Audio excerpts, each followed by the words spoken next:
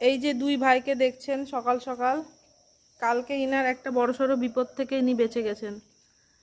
বিকালের দিকে একটু ঘুরতে বেরিয়েছেন, আমরা রাস্তায় হাঁটতে যাই, আসার সময় দেখছি ও উঠতেই পারছে না, মানে আমার বাড়ি থেকে অনেকটা দূর। ওখানে খোঁজ নিয়ে জানতে পারলাম যে ওকে একটা বোলেরো গাড়ির সাথে ওর ধাক্কা লেগেছিল।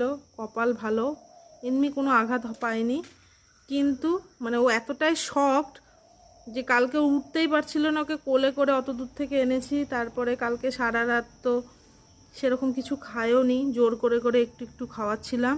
মানে ওর হাঁটা চলাতেই বুঝতে পারা যাবে যে ও কতটা মানে অ্যাক্সিডেন্টের জন্য শক। ওর লাগেনি কিন্তু কোথাও সেরকম, কিন্তু ও রীতিমতো ভয়ে আছে, ভয়ে। আর এই যে একজন যে রিসেন্ট অ্যাক্সিডেন্ট থেকে বেঁচে গেল, এই যে তার পা। প্লিজ একটু ভালো করে গাড়ি চালাবে যাতে এই বাচ্চাগুলো সেফ